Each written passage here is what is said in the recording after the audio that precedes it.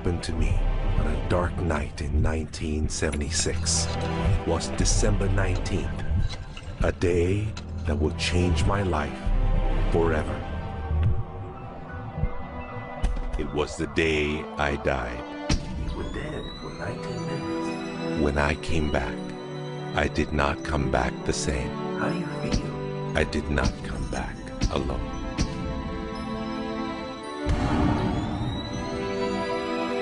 What seemed like days passed in 19 minutes. And over the course of the next few years, I began to remember the greatest mysteries revealed to me. Anything is possible.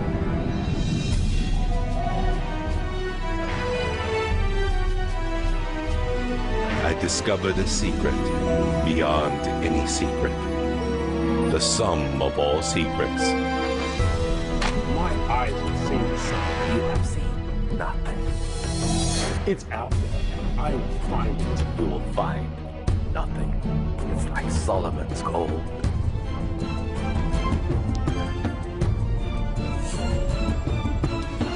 It was the key to Solomon's wisdom. The secrets of the Knights Templar and of the Freemasons. You must be stopped. Courage, my dear boy. Be strong, be brave.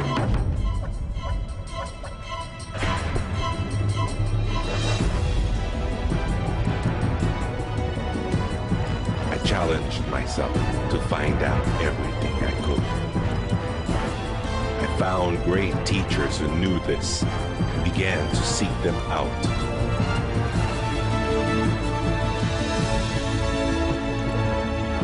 اسأل أؤمن واسمع.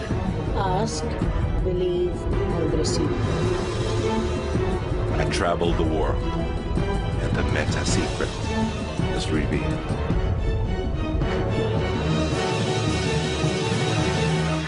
Time has come. I became a messenger to deliver all that was made known to me.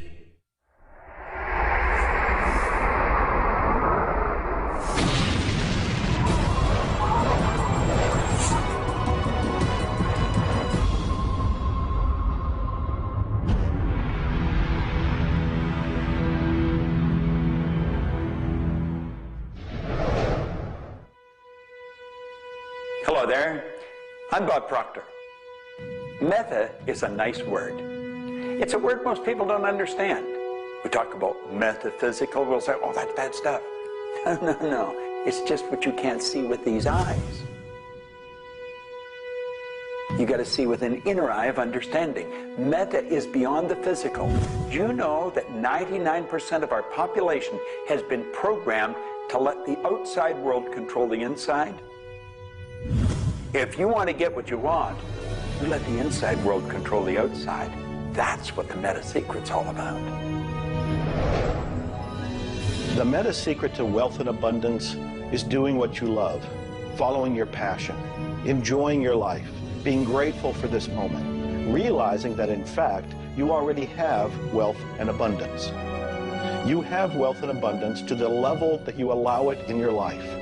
Expand your level of openness, deservingness, and you can have more wealth and abundance right now.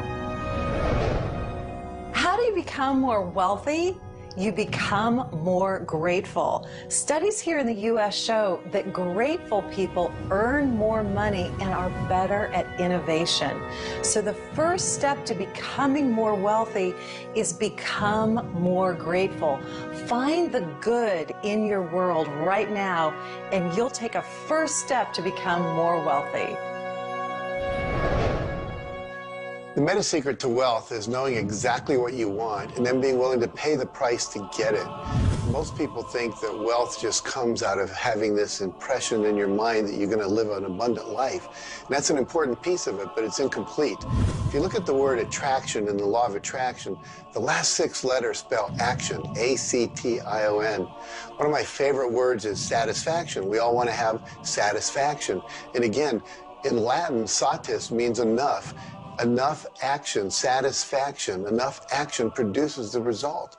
You know, I've been very, very successful with the Chicken Soup for the Soul books, and everyone thinks, oh man, you were lucky, you had this great idea. And we use the law of attraction. We visualize, and we put up posters around our office that simulated bestseller lists with our name #1. We visualize bookstore windows full of Chicken Soup for the Soul books, all of which came true. But there's a asking and a believing and a receiving, the 3 steps that I think of in the law of attraction. And the second part of believing is taking action. Because if you believe that your action is going to pay off, you'll take the action. So believing doesn't just mean like sitting there going, I believe I can be wealthy. It means doing the things that produce wealth. The key to abundance is to act in spite of fear, act in spite of doubt, act in spite of worry, act in spite of inconvenience, act in spite of uncertainty, act in spite of anything. If we're talking about metaphysical, we're talking about beyond the physical. So what we've got to do is go inside. We have been programmed to live from the outside in. We're letting what's going on outside of us control what's going on inside. If we're going to get into the meta side of our own personality, we've got to get away from this physical instrument we've got and move into the higher side of our own personality. And start to understand that we live simultaneously on 3 planes of understanding. And we work from a higher to a lower potential. If you're working with electricity, any electrician, any engineer will tell you that you have to work from a higher to a lower potential. If you go contrary to that, you're not going to get any use out of the electricity. Well, when you're working with the mind, you don't start with the physical and work up. You start with thought and work down. Thoughts are of a spiritual nature. Spirit's omnipresent. Where's thought? Thought's omnipresent. 100% evenly present in all places at the same time. I can be underwater and think. I can be in an airplane and think. I've had the pleasure of working with a couple of the astronauts that have been on the other side of the moon, and they could think. Not only could they think on the other side of the moon, they could transfer their thoughts to somebody here on Earth. It's just a form of telepathic communication. You know, it's been said that if you build it, they will come. I think if you build it, and you build something with true excellence, and you distinguish it in the marketplace, and you come up with a selling proposition, and you are aggressive in your marketing to the world, it's possible that people will come, but it's not inevitable that they will come. And sitting around passively visualizing things is not likely to get the world beating a path to your door. My meta secret about wealth ultimately is you've got to create a lot of value for a lot of people. And if you do that, you will bring a lot of wealth back to you. So by giving service and giving that which helps other people improve their lives, brings joy to them, brings service and products to them, if you do that and you keep expanding that, always be thinking about expanding your service to others. And if you do that, wealth is a foregone conclusion. First thing, quit listening to what everyone else is telling you what to do. And start paying attention to what you want to do. You see, I can look back with my memory, and I can remember going and saying, Mom, Dad, or to the teacher, I want to do so-and-so. And they'd say, now, how are you going to do that? See, what they didn't understand is I didn't know how to do it. But neither does anyone know how to do the things they want to do when they first think of it. You don't have to know how.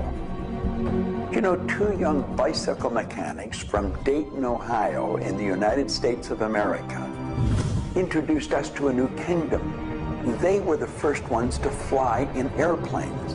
The whole world believed that you couldn't do that. Anything heavier than air is attracted towards the center of the world. You can't fly. But they wanted to, and so they did. Well, clarity to me is a very different concept than I think a lot of people. The first thing I want to know is, what do you think you're trying to accomplish? The next thing I want to know is, why are you trying to accomplish it? The next thing I want to know is, if you accomplish it, what do you really think is going to happen in your life? A lot of people come to me and they say, I want to grow my business, because I work a lot in the business world, the entrepreneurial world. I teach a concept, achievement concept, a concept that is predicated on taking action and implementing, called optimization.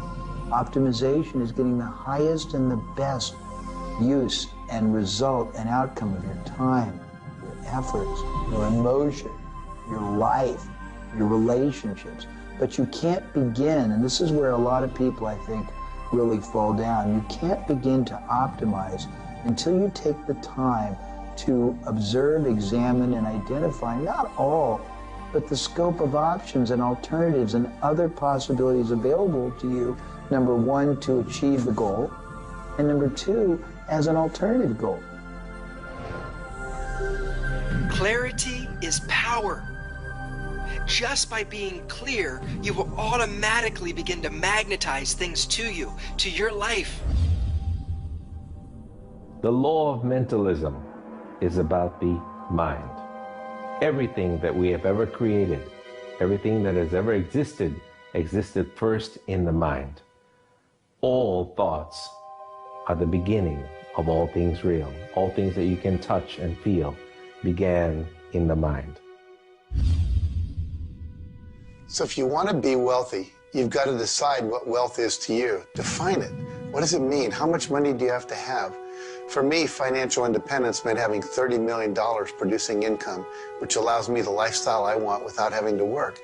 And so I've achieved that. But I knew exactly what I wanted because I looked at what it would cost me to live my lifestyle. Most people don't know their net worth. They don't know their income levels of what would be required to produce what they want. They say they want to own a yacht, but they don't know what a yacht costs. They don't know what it costs for the slippage fee. They don't know what it costs to maintain a yacht. So go out and create your ideal lifestyle and then figure out exactly what it would cost to live it, and then set that number as the number you want to achieve. Then believe you can achieve it. Visualize it every single day. Take action when the action comes. Ask for what you want. Reject rejection. Give up any idea of failure. Just persevere until you continue on, until you produce the result you want. The law of attraction's a good starting point for thinking about how to improve your life.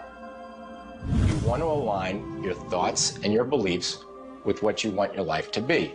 But the law of attraction itself, by itself, won't allow you to achieve the abundance that you need. There are certain steps that you need to take, and these steps are all incorporated in what we call the meta secret. And the meta secret isn't one solitary method or one solitary system. The meta secret is a combination of tools, methodologies, and ways to understand the world and ways to understand how we can change the world. Until I started looking at who I was and who I wanted to become, nothing changed. Because every time I would look and I would blame something else or blame somebody else or just look in a different direction that was not inside, I would get more of what I was creating. Because every time I created something, people would react to that. Every time I took an action that was blaming this or blaming that, people would react to that. And you know what? Then I would react to their reactions. And I was creating an environment that was busy. Instead, an environment that supported wealth and abundance. If you look around, there's nothing but the abundance everywhere that you see. You see the trees growing. You see businesses happening. This is wealth, this is prosperity, this is abundance. If it's not happening for you, it's because unconsciously you have beliefs, counter-intentions, negativity that actually blocks it from coming into your life. It's actually working the law of attraction all the time, but it's happening on an unconscious level. The abundance is there, the wealth is there, but if you don't feel it, if you're not expressing it, it's because inside of you, you may feel you don't deserve it. This is part of the unconscious work that has to be done in order for you to feel on a conscious, real, live, earth level what's happening with abundance and prosperity. Abundance, wealth is your natural birthright. If you're not feeling it, it's because of your unconscious beliefs. The law of correspondence, simply stated, is as above, so below, as within, so without. The law of correspondence is simply attesting to the fact that we are human creatures, physically present, but we have minds and we have spirits. So we exist in more than just one plane. We might even be multidimensional beings with multidimensional thoughts, and there may be more to you than just meets the eye. If you want to be wealthy on the outside, you first have to become wealthy on the inside. As above, so below. As within, so without. First, you have to become wealthy in your thoughts. Then you become wealthy in your outer expression of that. You have to have a wealthy attitude. You have to have a wealthy, abundant thought form about who you are and what's possible. And when you have that, it will start to manifest outside of you. If a person wants to take a quantum leap rather than incremental steps, they have to begin by understanding that they can do that. There's a marvelous little book. It's called U Square. Now think of what that means. If you square a number, you multiply the number by the number, don't you? Well, when you square, you multiply your potential by your potential. It's astronomical. I mean, you just go off the board. The man that wrote the book, Price Pritchett, he said, when you're looking at a quantum leap, he says it looks ridiculous, utterly. But in retrospect, it looks like a natural thing to happen. It was without effort. It's with ease. And that's what quantum leaps are. What you're really doing is getting rid of limitations in your mind, and you're letting your mind just take off and build a great big idea. And you start before you're ready.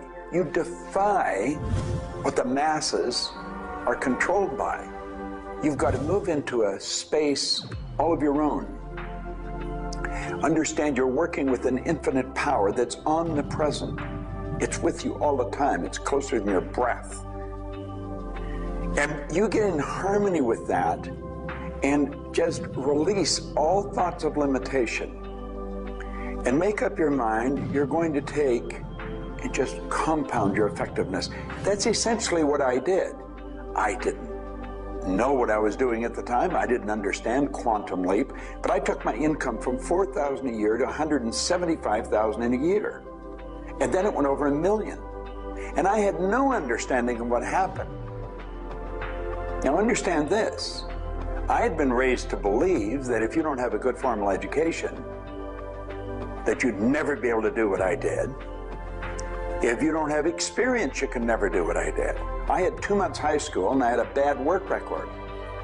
But my income went from $4,000 to over $1 million a year. Now you can do that. And the first step is understanding that you can do it. Quit listening to people tell you you can't. And start to see yourself doing something really big. Write it out on a sheet of paper. Begin by saying, I am so happy and grateful now that I have turned my annual income to a monthly income. It's not just about attracting things to you. It's about learning to trust what you're attracted to. You are naturally going to be attracted to certain kinds of people, to certain movies over other movies, to places you want to vacation versus other places, to workshops you want to take or books you want to read versus other books. Trust what you're attracted to. It will take you where you need to go, and it may not always make sense to you. I remember going to a seminar, and there was a woman teaching about how to triple your income in a year. And at that time, I was probably more like a hippie than I am the entrepreneur that I am today. And my wife, who was against making money at the time, thought it was evil when you should be in total service and all this. She said, I can't believe you're going to that workshop where they're going to teach you about how to make all this money. I thought you were more spiritual than that. I said, honey, I don't know why. I'm attracted to that workshop. I'm going to go there. So I sat down. The woman next to me, we started talking. It turns out she was a veterinarian. And it turns out that our cat had feline leukemia at the time. And I started talking to her about that. And she said, well, I'm the world's expert on feline leukemia. And I said, well, I've heard there's no cure for that. She said, no, there actually is a cure, and I can teach it to you. And so she called my veterinarian, told him what to do. My cat lived for many, many more years than the local vet thought it should. But see, I was trusting my attraction to go to that seminar, and it led me in a path that saved my cat's life, which was not where my conscious thinking was, but it was a very important goal to me to keep my cat alive. Those kind of things will start to happen.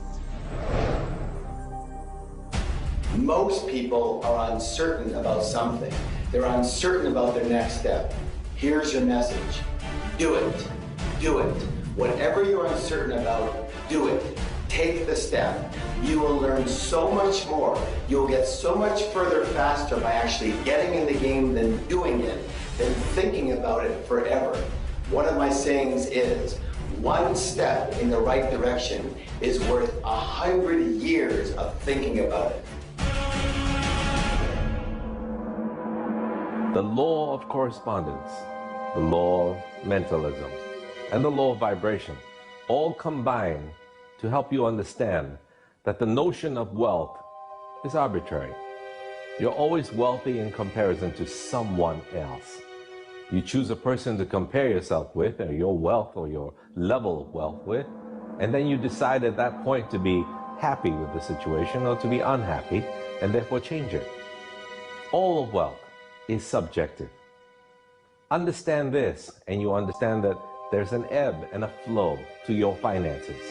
The more comfortable you are with how you interact with the world, with the value you give in the world, with the service or the product that you give the world, then you begin to realize your place in the world. And by realizing this, you participate in the abundance that is all around you at every moment and at every time. It is all yours. From the beginning, it was yours. Until the end, it will always be yours.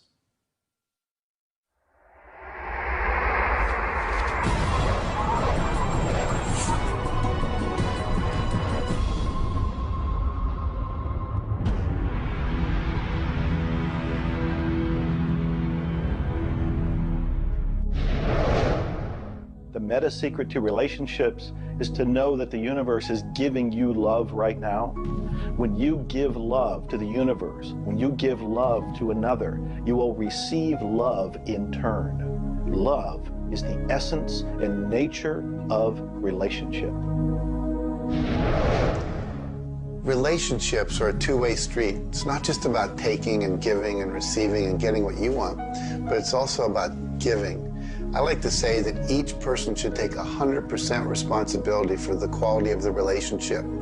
Because if you take 50-50, whenever it's not working, it's going to be their 50%. So if you take 100% and act as if everything in the relationship, you're creating it, and when it isn't exactly what you want it to be, say, how am I creating that? Take that curiosity and use it as a tool. And when you get the answer like, oh, I'm not coming home on time, I'm not listening, I'm not doing this, then you have the opportunity to shift and do the thing that produces relationship. A friend of mine wrote a book called Making Relationships Work. And the idea is there is work in making the relationship work. So be willing to do the work. Give as much as you get. The more you give, the more will come back. To have a better relationship with anyone in your life, first you begin by having a relationship with yourself. Treat yourself the way you would your very dearest friend. Love yourself regardless of all the crazy shenanigans you pull. Believe me, I do this every day.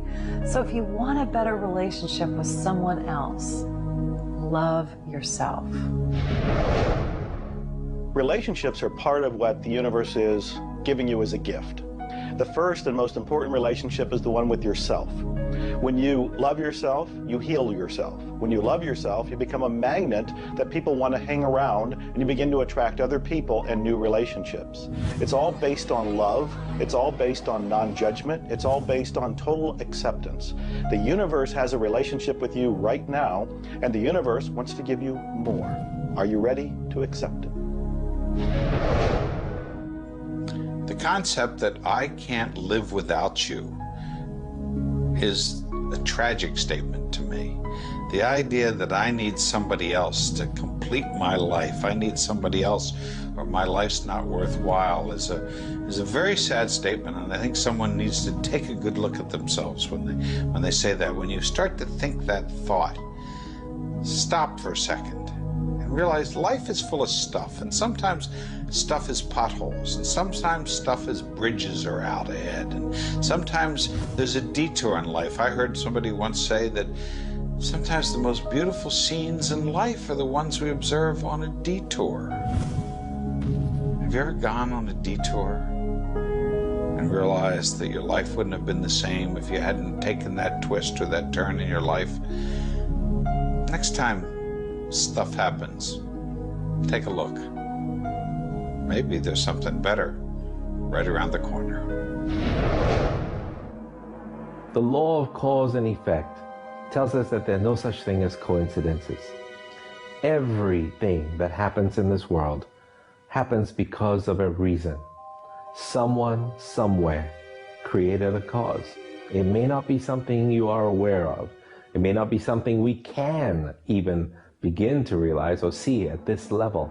But at some level, someone, somewhere, or a group of people, or even us, may have created it.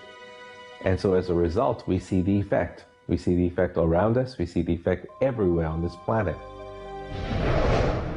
Everyone asks me, Jay, how in the world can I have a better, a happier, a richer, a more joyous relationship?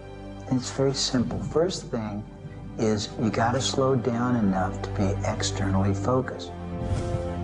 It's all about them. The more interested and externally focused you are on the other person, the more extraordinary their experience will be, and the more naturally they'll reciprocate it. The second, and you're watching me, and I've got a serious side, and you know that, but you got to get in touch with your childlike sense of curiosity, of innocence. The third is you got to be in the here and now, and that's so trite and said so often, but being in the here and now means connecting deeply and being aware of what people are saying and looking at them and being responsive to their feedback and their mannerisms. And the last thing and the easy thing is to, again, as I said earlier, enjoy the process. We are so busy, so stressed in our life, trying to get from one thing to another, trying to multitask, that the greatest way to have wonderful relationships is to commit. Commit, not just the time, but your being, to being there, to connecting. For me, the meta secret to relationships is to be the person you're looking for. Whatever it is you're out there looking for, be that and give it away. If you're looking for someone who's loving and kind and compassionate and generous, you need to be loving, kind, and compassionate and generous. Whatever it is you want, you've got to be that and express that out into the universe. And whatever you express out is going to come back multiplied. The meta secret of relationships is for you to develop an identity that brings out the best in your partner and helping your partner to be the best that they can in order to bring out the best of who you are. Criticism seems to be a big problem. If you are really secure in yourself and somebody criticizes you, it isn't going to bother you. Now, if you're insecure and somebody criticizes you, it's really going to bother you. You see, 9 out of 10 times, the person that's criticizing you really wants to help you. They just haven't really learned how to communicate effectively. But let's not let somebody else's criticism or their way of helping us shake us. If we're solid in our own self, and we really understand ourselves, then we can handle it and it won't be any problem. If criticism really rattles your chain or rattles your cage or really upsets you, it's not the criticism that upsets you. It's not the other person's opinion that upsets you. It's how you react to it. And you see, if you were really solid within yourself, you would respond to it. You would thank them for it and say, but I really don't choose to do that. Or you'd say, well, thank you, that's probably a good idea, I'll try it. But they're not going to knock you off track. So it goes back to have a good, sound self-image, a good image of yourself. Maxwell Maltz wrote a beautiful book on that way back around 1960 called Psycho-Cybernetics. Psyche-Cybernetic. Cybernetic is the communication mechanism in our mind. It's the image that we hold of ourselves. It's like a life-governing device. Well, you've got an image of you just same as I have an image of me. And our image controls how we walk, how we talk, how we dress, how we meet and greet people. And it also controls how we handle criticism when it comes our way. And it will come your way, just same as it comes to me and everybody. We want to be solid in our own belief about who we are and what we are. Let's really get to know ourselves. And then, rather than react, let's respond. It doesn't matter how they approach, whether they're diplomatic and trying to help us or whether they're trying to find fault. It won't really make any difference. We will listen to what they have to say, listen to it, and then we'll either accept it or reject it, but it isn't going to affect the relationship with the other person one bit. There is masculine and feminine in everything. Nothing is entirely masculine, nor is it entirely feminine. We have different aspects of yin and yang, of harshness and softness, different aspects of masculinity and femininity in everything. If you take a look at life and see it all as a combination, see how we are always living in combination, then you begin to realize and to also appreciate the law of gender. Relationships are about communion, taking our life and making it sacred through connection with another human being. So communion and making sacred is what relationship is all about. You know, there's a lot of lonely people around. And if you're lonely, I'm going to let you in on a secret. You're always going to be lonely until you become friends with yourself. If you're looking for company outside of yourself, you're looking in the wrong place. You want to go inside. And when you get to really look at you, you're going to feel so good about you. You're going to love yourself. Now, you see, as a little kid, you were probably taught, don't love yourself, that's conceit. I know I was, and most of the people I know. That's not conceit. That's a healthy, conscious awareness of who we really are. I'm not talking about an ego trip. I'm talking about really becoming acquainted with yourself. You've got to build a good relationship with you, or you're always going to be lonely. When you get angry, look at it as, okay, this is a gift. I need to release something here. And in that process, relationship becomes a school for growth instead of just like it's someone that's going to please me. Look at how can I serve them and how can I learn from them, as opposed to how can I manipulate them to give me all my needs met. If you do that, you're going to end up with a much better relationship. If you're in a relationship where you're not experiencing full love, the way to change it is not by changing the other person. It's by changing yourself. You look within yourself and you start to feel grateful for everything about you.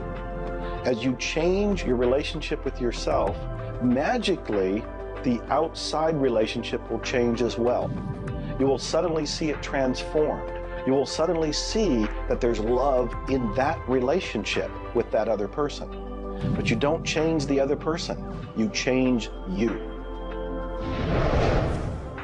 A lot of people spend valuable time in their life focusing on the past.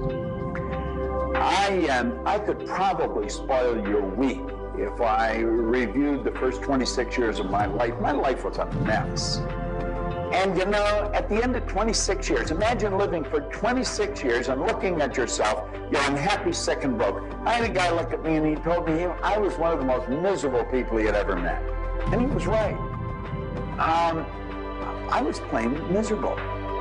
He said, you're always sick. I didn't have a terminal illness or anything, but I was always backache, headache or something, and I was always broke.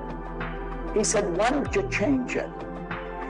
Well, as long as I kept focusing on what led me to this point, which was a bad trip, I was going to create more of the same. And he said, let it go. Forgive it. If you're looking for love and not finding it, it's no doubt because of a lack of forgiveness in some area of your life. This is true for all of us. You want to look in your life, look at your past, look at all of your relationships, and ask yourself, where have I not forgiven? Myself, my parents, my siblings, my neighbors, my relatives, my business partners, where have I not forgiven? When you go and forgive, you release the energy that allows the law of attraction to bring new love and new relationships into your life. How do you do this? You look and ask yourself, where have I not forgiven somebody? Somebody's going to come to mind. It could be you. The second thing you do is say, can I forgive them? Can I forgive myself? Whether you say yes or no, you move to the third part of this, and you start to wonder, what made that person act the way they did at that point? What made me act the way I did at that one point? And you start to go deep into understanding the psychology of behavior, and you realize we're all doing the best we can, yourself included. At that point, when you can forgive yourself and you can forgive these other people, whoever it might be, for whatever may have occurred, when you forgive them, you release all of the energy that's been stuck psychically within your own mind and your body and your soul. And when that releases into the universe now has an open pathway to return to you new love, new relationships, new blessings. It all begins with forgiveness, and you can do that right now. When we talk about love, we're talking about the greatest word in the world. Leadership is a great word, but no word compares with love, because without love, you're dead. There's life in love. There's forgiveness in love. There's really everything. There's thankfulness in love. Now, the problem is learning, where do we start? Because we find sometimes in families, there's no love. In marriages, there's no love. But we quit looking around. If we start learning, it begins with me. And when we start learning, we're not too loving ourselves. And it begins with your learning. To me, you could say you're loving, but unfortunately, you love people you like. Love has to be unconditional, loving those you don't like. Now, in my case, when my wife married me, she said she loved me. I told her I loved her. But as soon as we got married, I would say, I love you. She said, well, why don't you act like it? I say, I do act like it. She says, you have a funny way of showing it. I say, well, I love you enough to die for you. She says, try living a little. And so I discovered, as loving as I was, I didn't fit her definition. The law of gender, the law of vibration, and the law of rhythm. All of these figure in relationships. You see, love is a dynamic. Any relationship is a dynamic. When you are actively relating, that's when it's alive. That's when it's fun. When you sit back and you start to look at the relationship, then it becomes static. It becomes a relationship to be assessed, to be looked at. But when you're relating to your partner or your spouse, amazing things happen. It's dynamic, it's moving, it's alive. And that's what all love is supposed to be, alive, and so much more fun. Changes happen all the time. We change. Human beings change. You change, I change, we all change. But if you can change together in the same direction, amazing miracles take place. Words, feelings, thoughts are all aligned. And all of a sudden, you can take on any problem and it's not an issue. That's what relationships are all about. That's what relating is all about. That's what love is all about.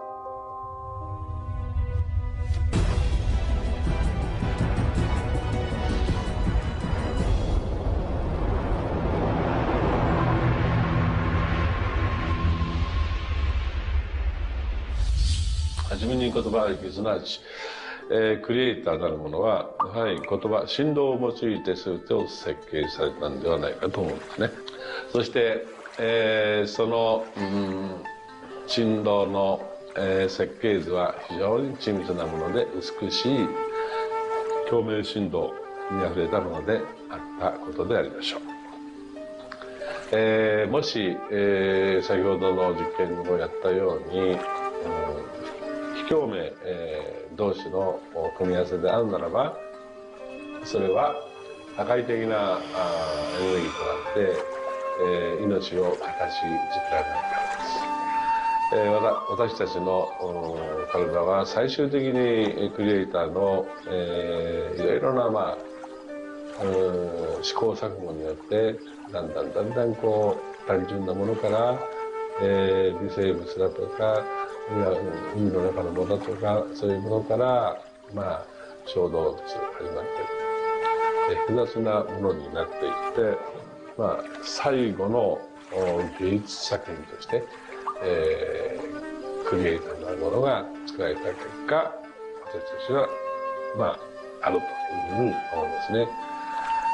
その本来の設計というものが、バランスの取れた振動の組み合わせというものが、何らかの要因によって崩れていくときに、私たちはストレスを持ち病気になっているんだというふうに考えています。As you've already seen from Dr. Masaru Emoto, water makes up 85% of our body. And the thoughts we think actually create a vibration in the water that has memory. And so you have to think positive thoughts. Again, we go back to forgiveness and letting go, thinking positive thoughts, expecting to be healthy, not listening to what people tell you, not taking in beliefs. I have been out in the sun my whole life.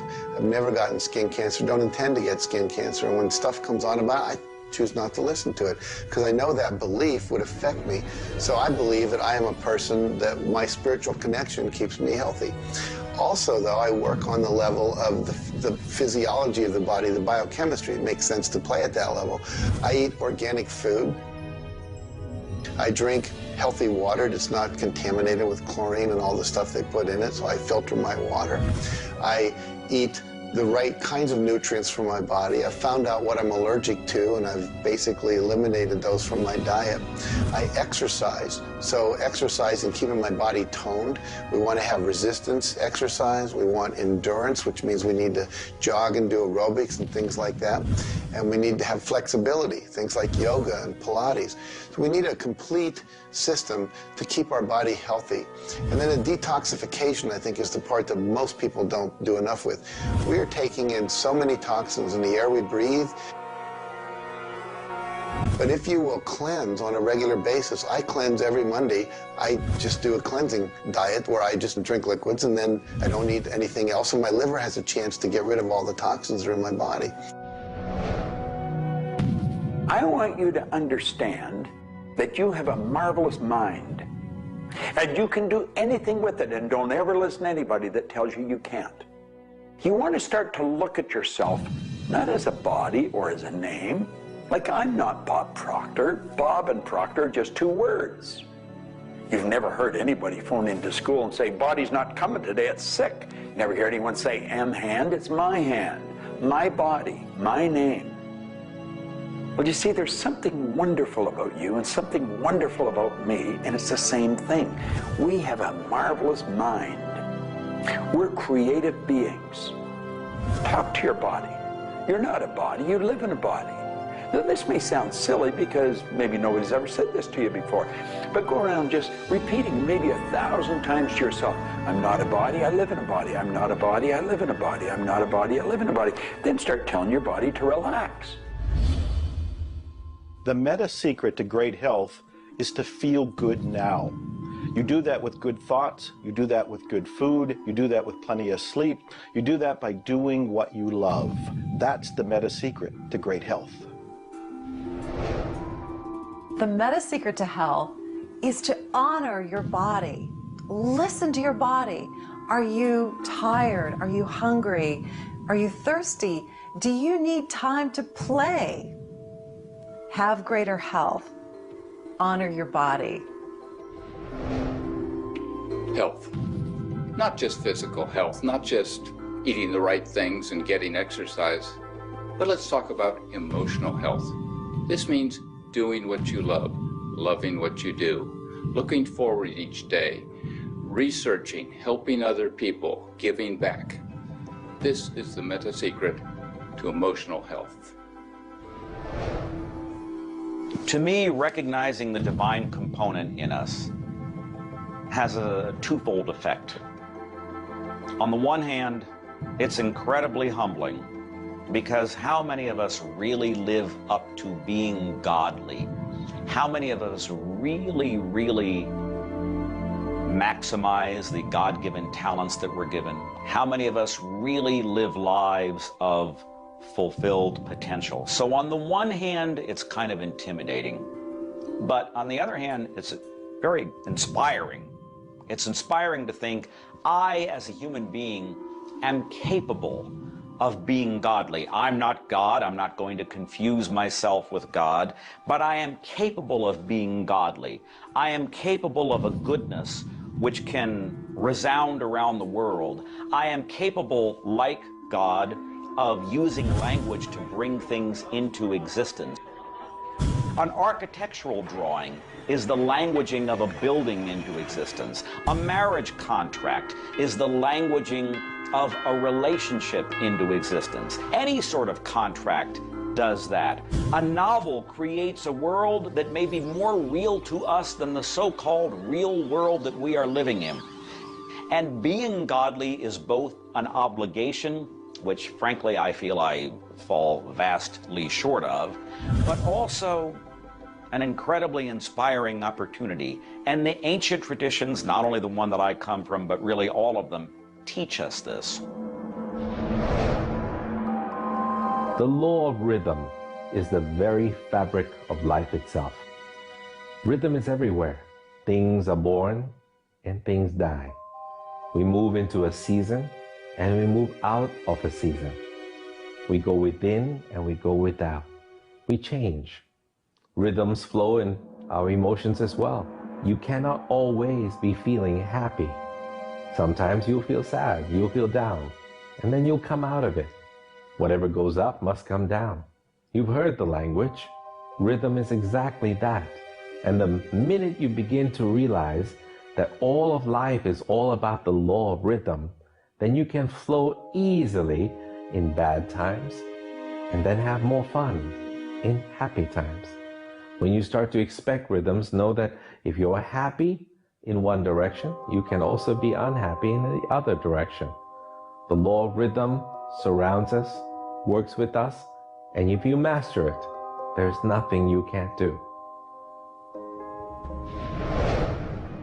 The meta secret to health and having amazing energy is the ability to look at your world from a perspective that, hey, things aren't always going to go your way, but you know what? As long as you always do your best, as long as you are focused on what you achieve and what you're trying to accomplish, then it's all going to work out.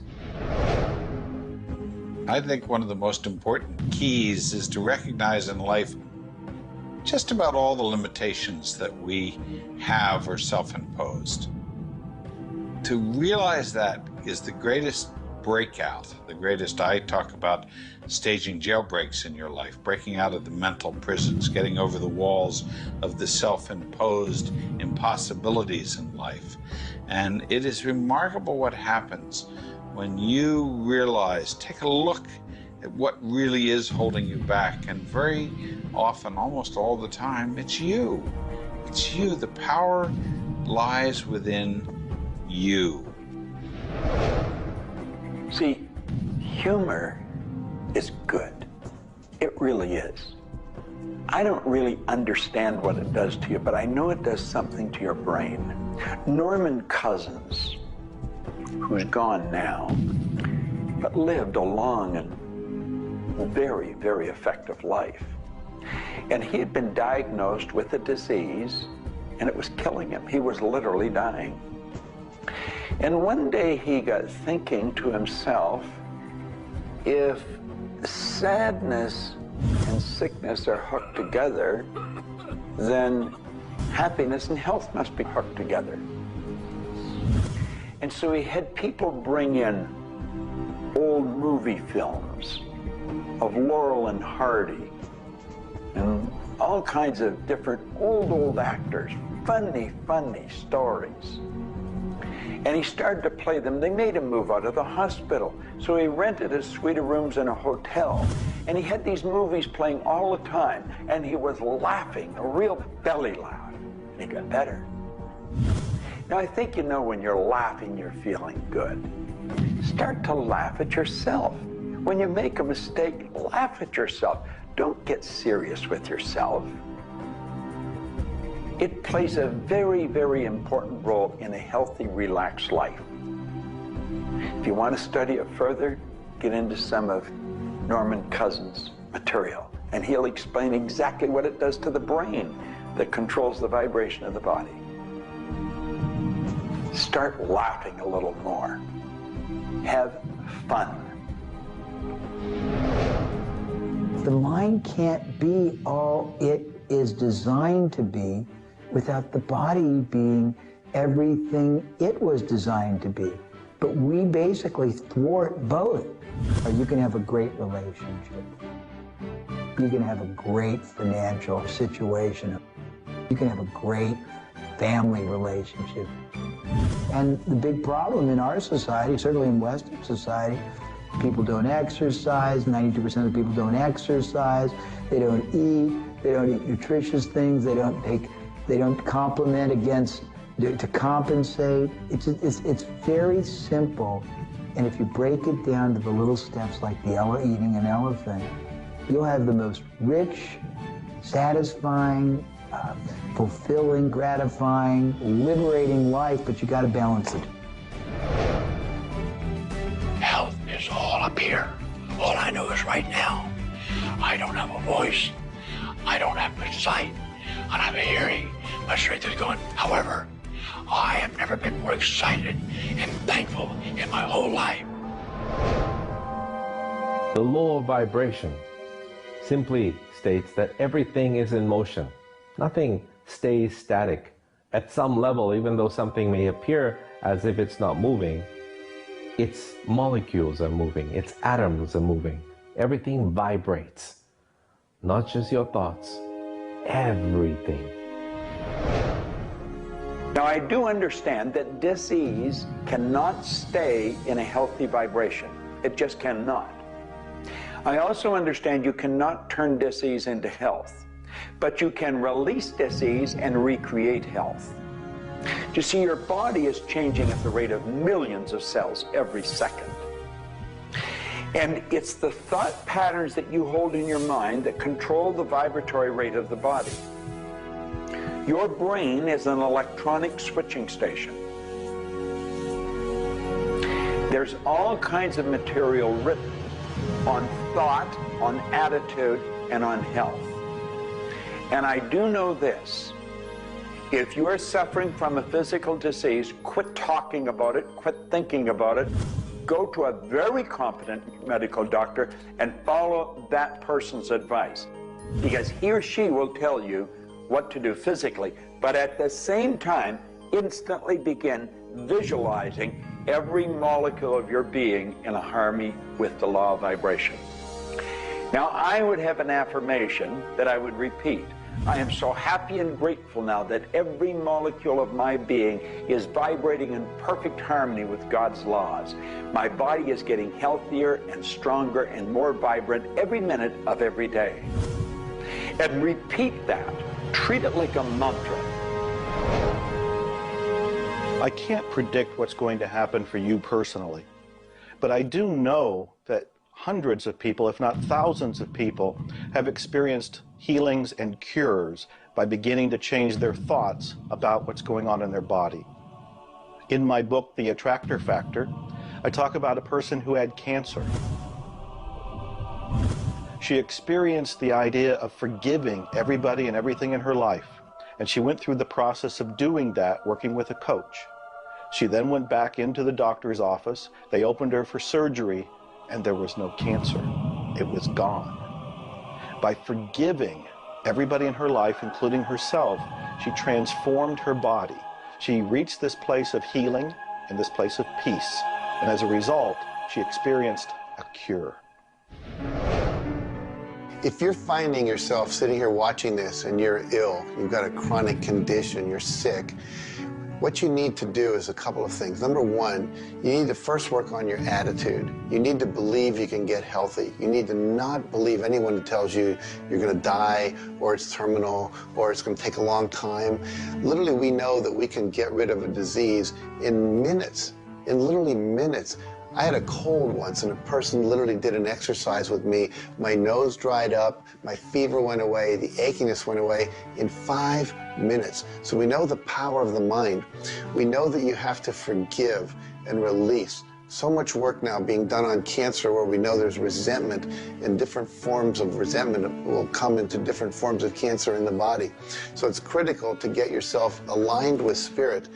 When you are aligned with spirit through meditation, through doing the things that bring you joy, through doing the things that align you, and you know what that is for you. It could be singing, it could be walking in nature, it could be petting your cat. When you move into that state, healing naturally takes place through you. There's this innate, natural healing ability that's always working to heal you if you get you out of the way. By you, I mean your ego mind, your beliefs, your fears, your doubts, all of that stuff, all of the resentments you've held that you haven't released, that will keep you sick. So you've got to do some kind of work to get into a spiritual alignment and to release the negativity. Emotional pain is very real. It's like sorrow and grief. Like grief comes in waves. It just sort of overcomes you and then it sort of fades away. You could have experienced some traumatic situation, anything from rape to the loss of a loved one or being held up, where somebody invaded your privacy in some way or another.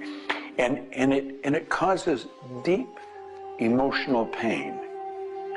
What we want to realize is that we are bringing that on ourselves. You say, well, wait a minute, you're not bringing it on yourself. No, but you're reliving the situation. We've got to separate ourselves from the incident, from the situation.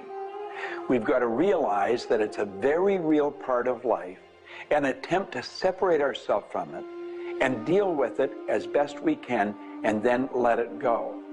Otherwise, we're going to carry it with us and we're going to keep experiencing it over and over and over again. どうやってわかるか。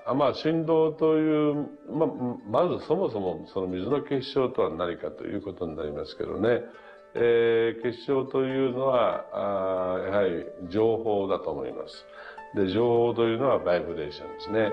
で、バイブレーションのデザイン家が雪の結晶あるいは水の氷結結晶という形になって現れてきていると思いますが、や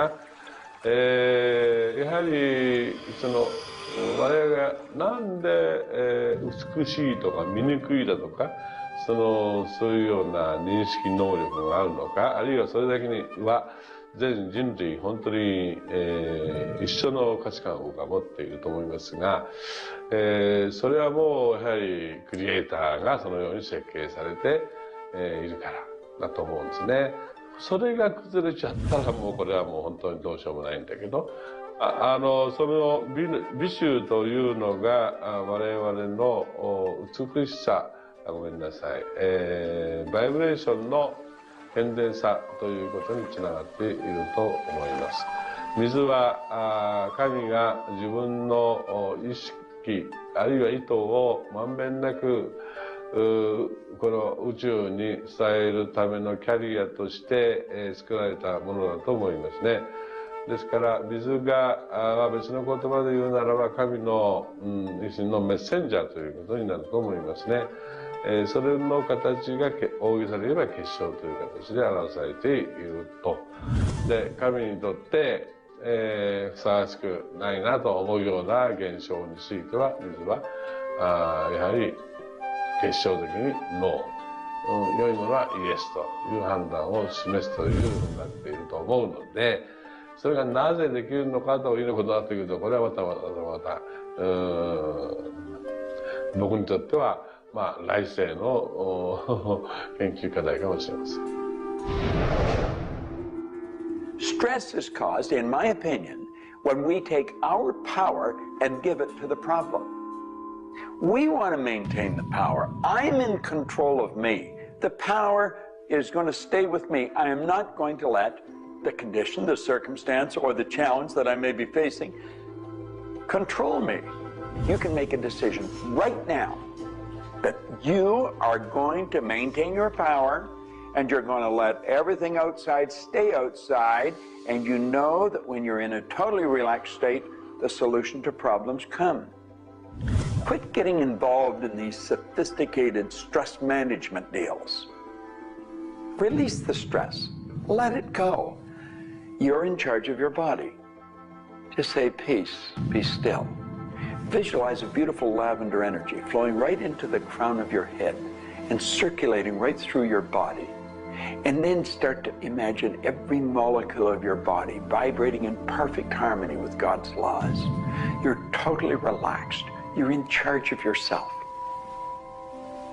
There is no stress where there's relaxation. Be calm, peace, be still. Don't even use that word anymore. Get rid of it. Release it. The laws of cause and effect, of rhythm and polarity, come into play when we talk about your health. Your body is an amazing symphony. Amazing miracles taking place on every part of your body. And what holds it together are fields of force that we cannot even begin to understand. Every day, your cells are renewing until you have new organs generated all the time. Your body and your cells are repairing themselves even as they remove toxins from your body. I can't help to wonder sometimes if you gave that entire symphony a wonderful environment filled with fields of happiness and radiant joy and vitality, how that growing, renewing process might work a little bit better, sort of like happy children in a playground.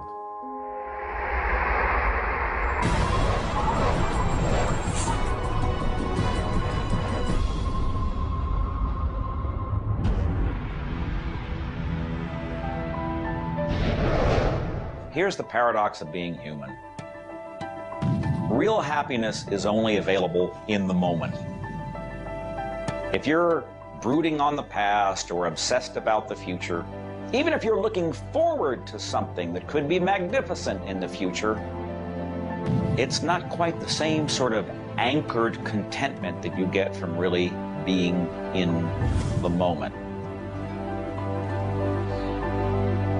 We human beings seem to be perpetually someplace else. That's kind of like one definition of the human predicament, the human condition. We are perpetually thinking about the past, the future, something to the right, something to the left, something else. I think the paradox to happiness is you do have to have dreams and aspirations, and you have to be anchored, rooted, and happy where you are. Not always easy to do, but I keep trying. Happiness is a point of view. Am I happy? Yeah, I think I am. How can somebody always be sad? Of course we're sad when we lose somebody that we love, or that when the project we're working on so long doesn't work out. Temporary sadness is a very human condition. How can you be happy? maybe by finding things to do that make you happy. You see, if you're miserable, your mind is focused on the past. There's a method concept. Get you over any miserable concept in a heartbeat. Focus on right now. See, you're miserable because of something that happened that you didn't want to happen, or something she said or he said or they did. Forget it. It's in the past. And quit worrying about the future. Have you any idea the number of electrical charges must fly through your body for the simple object of writing your name? See, your brain is an electronic switching station, and you've got one. And you can activate brain cells. You can set up any vibration you want. If it's a negative vibration, you're going to be unhappy. If it's a positive one, you're going to be happy. Every brain cell is a positive and a negative pole. Everything that you look at is going to be impregnated into cells in your brain. Now, you're either going to look at the positive or the negative side of it. What side do you want to live in? I choose to look at the good side of a situation. Put yourself in a good vibration. Think of the blood in your body. Do you know it circulates through hundreds of miles of passageway every 33 seconds? It carries all the food in and all the garbage out. You got more power in your little finger than you need to light up your home for the year. There's about 11 million kilowatt hours per pound of potential energy locked up in your body. And you're probably saying, I haven't got any energy. That's because you're miserable. Get out of it. Get over it. Focus on now. One of the most important things you need to do in your life is discover your life purpose. I believe that everybody is born with an individual and unique purpose. And when you are doing your life purpose, when you're living it, expressing it, fulfilling it, you're happy. And so many people have talked about joy being your guidance system, that when you're off purpose, you're not happy, you're not joyful. And so this joy, this inner experience of happiness and joy is a way of saying, oh, I'm on course, I'm doing the things I'm supposed to do. Stephen Covey said, you know, you don't want to get to the end of life and get to the top of the ladder and find out the ladder was leaning against the wrong building. You can be very, very successful. We see people with all the cars and the toys and the money and the society recognition and so forth, but they're not happy because they're not fulfilling their purpose. Think about it like this. A rose has to be a rose. A chrysanthemum has to be a chrysanthemum. A geranium has to be a geranium. And yet we as people have been given choice. The choice to pursue any number of things and do whatever we want to do. But unfortunately, most of us have been talked out of our purpose. If you want to be happy, come back into this moment and do what you love in this moment. You should absolutely work toward improving your life, improving the world, improving your relationships, improving your finances. Every sort of conceivable improvement at a micro or macro level should indeed be your agenda. But if you are not happy with things the way they are, then your happiness is perpetually on hold pending a condition that doesn't exist yet. If you do that, you will never be happy. You have to realize that the point of power in your life is in this moment. People think about the future and they throw their power into the future. There is no future. When it gets here, it's called now. It's called this moment. People think about the past and they throw their power into the past. But there is no past. It's gone. When you think about the past, you think about it in this moment. This moment is all there is. And you can be happy in this moment. When you are, everything is taken care of. All is well. Happiness and achieving happiness is a process. It's not something you achieve right now and you're done and you have your happiness. It's something that you're constantly attaining and reattaining through life. And the way to do that is to really understand what brings contentment in your life and to achieve that. And one of the key things to remember in terms of happiness is that part of this process is sharing happiness with other people.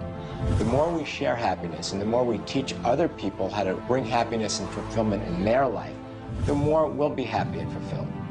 So continue with your journey of greater fulfillment, and you'll have more happiness in your life. The law of polarity is about dualism. Everything exists in relation to something else. There is no person that's entirely good. There is no person that's entirely bad. There is no entirely hot or entirely cold. It's always hot in relation to something else that's colder. It's always colder in relation to something else that is hotter. We move in directions as opposed to moving in a static field. We always move from one place to another, from one thing that's more pleasant to something that's less pleasant, or something that's unpleasant to something that's more pleasant. There is a movement, and this movement exists because of polarity. Happiness is what you want, and happiness you can have right now. Why aren't you feeling happy? Why isn't anybody feeling happy? Because psychologically they use unhappiness as a motivator. They think by being unhappy, angry, desperate, frustrated, whatever the feeling might be that's not happiness, that it will whip them forward. It'll make them take action. And it's something that actually shoots themselves in the foot. Because when you are happy now, which is available to you right now, you know what your choices are. You can see what your decisions are to be, and you can more clearly decide on what to do next. It comes into really understanding something about ourselves. We should start at a very early age, and we should ask ourselves, who am I? You know, what really makes me tick? And get to know ourselves. We're in a hurry to get a car or build a business or buy a house. We should introduce ourselves to ourselves. School hasn't done it. Our parents aren't doing it. You go to work for somebody, they're not going to do it. So if you don't do it for yourself, you're not going to do it. This deals between you and yourself. Pogo said, we have seen the enemy, they are us. Whatever has happened in your life, whatever's going on for you, if it's not the way you want it, any situation, consider the fact that everything happens for a reason, and that reason is there to serve you. How can you reframe this? How can you relook at this in such a way that helps you, that supports you, that puts you on the path to success and positivity again? It doesn't help you to be negative. It doesn't help you to wallow. All that can do is bring you down. It's time to change your mind. It's time to reframe, relook at it, have a new perspective, a new view, and put this in the light of this was there to serve you. There's no accidents in the universe.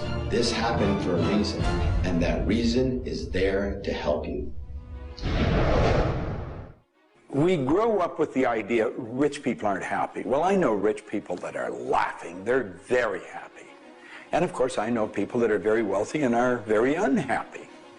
I remember Earl Nightingale one time saying, since it doesn't make any difference whether you're rich or not, if you're happy or not, you might as well be wealthy. And then if you're miserable, you can at least be miserable in comfort. We've got to understand that all the money in the world is available to us, but we have to earn it. Now, that does not mean we should work. This is where the meta secret really comes into play. Working happens to be the very worst way to earn money. We should work for satisfaction.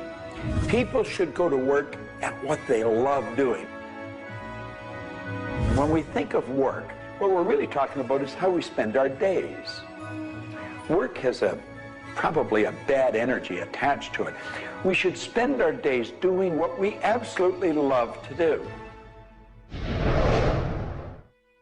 When it comes to the fear of failure, you look at your life and you ask, if I pursue my dream, my passion, my love, and it doesn't work out, will I still be okay? Can I still love myself? Will life still go on?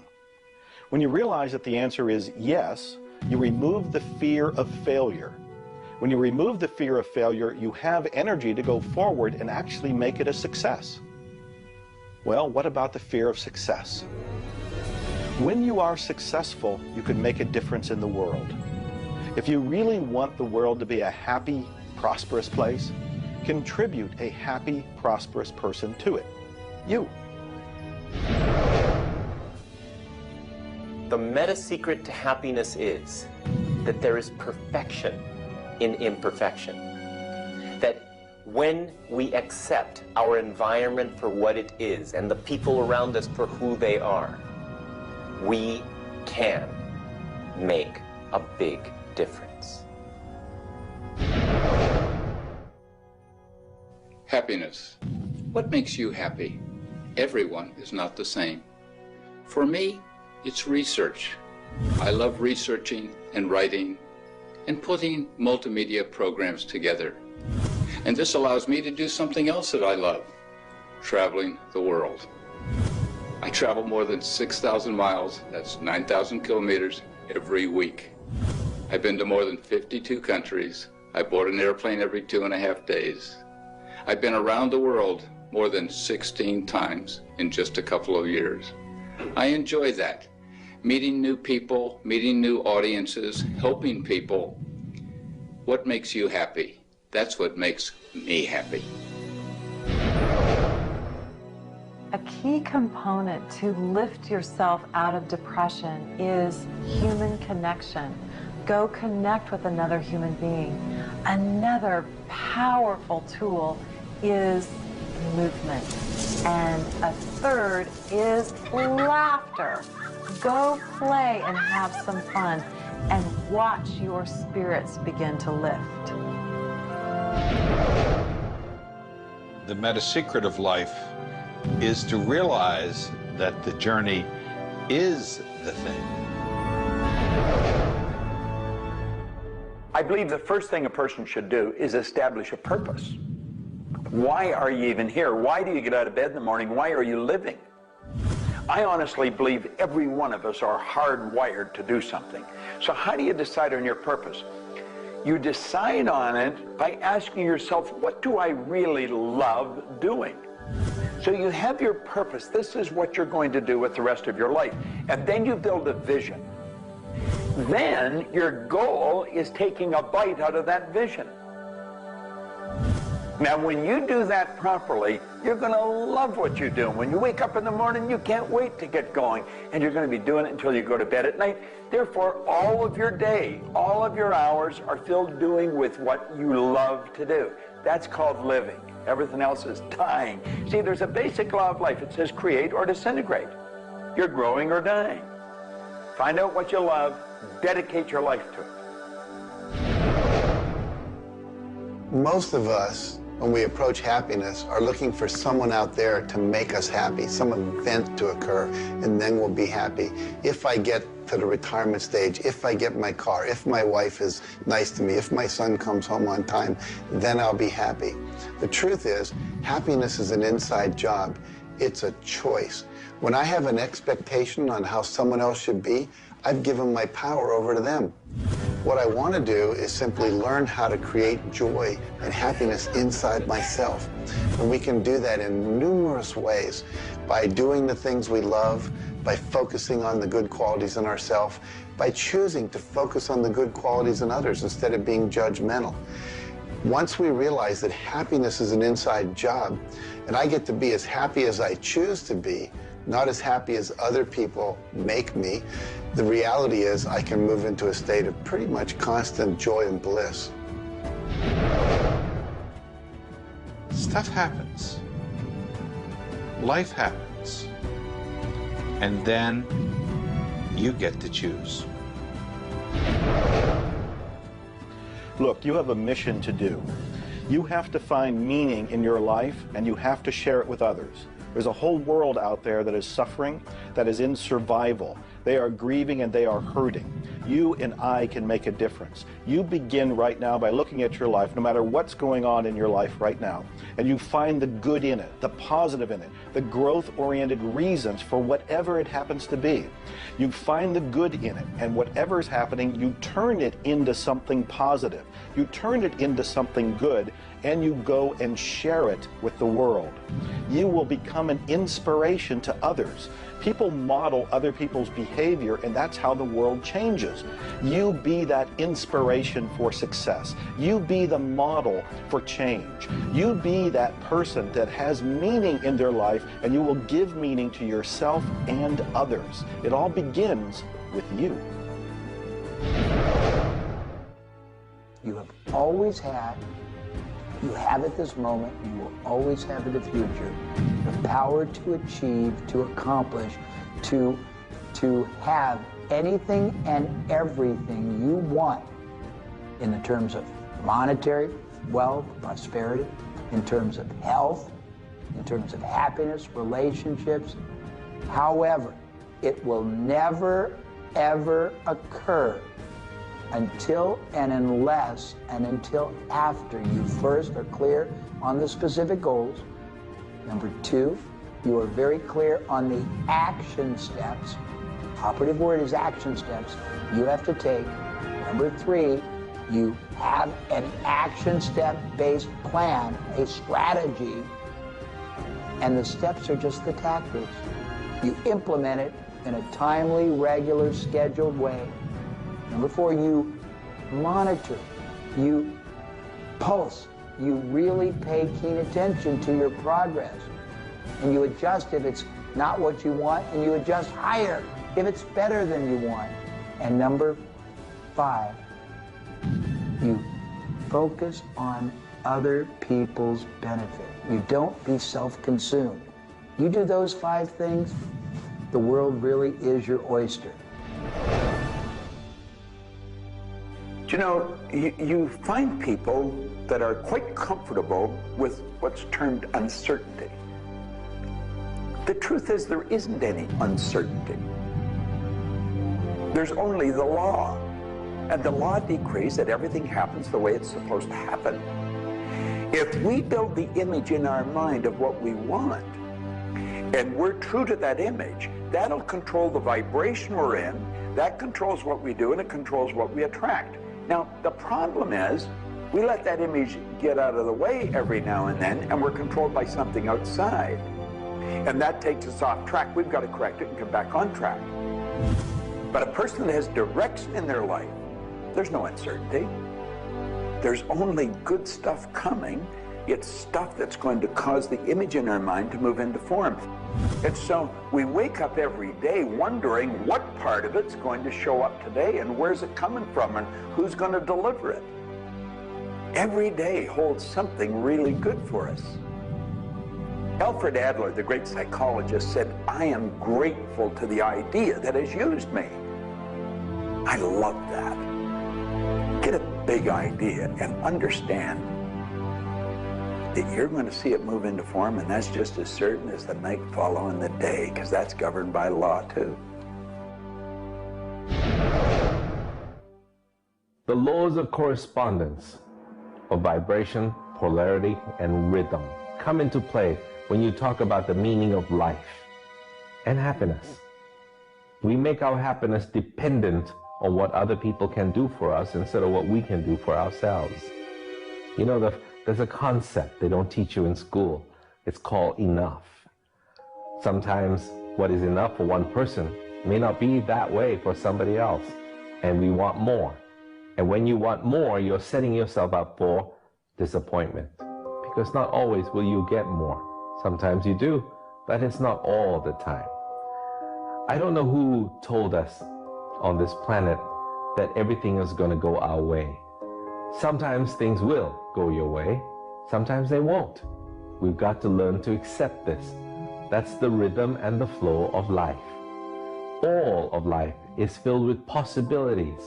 And when you see possibilities, well, it allows you to accept failures as not final.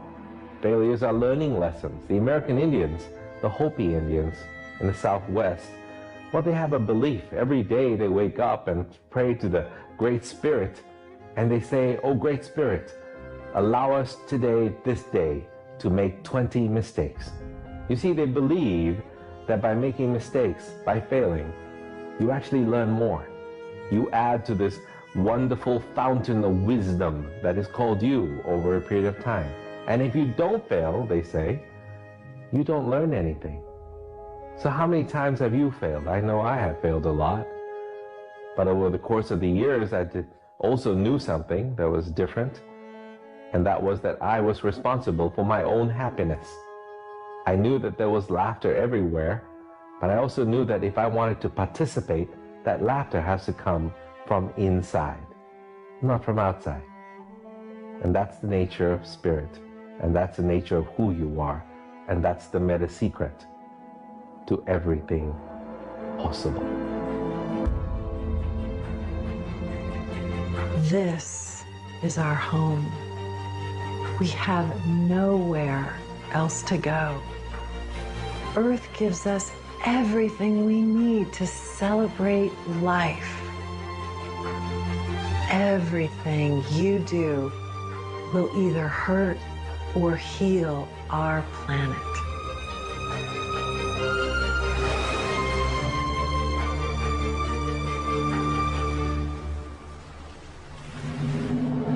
You were brought here to learn many lessons, to learn how to love who you are, where you are, and the people you surround yourself with.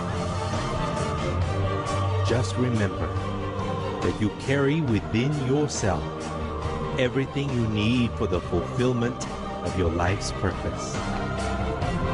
You are the sum of all of your experiences, all of your choices, and you are a work in progress. You deserve more happiness, more love, more joy, more abundance, and especially more fun. Life was never meant to be a struggle. You were meant to participate in this grand miracle called life. And as you begin to look all around you, start now to taste, smell, hear, and touch with your heart the abundance that surrounds you.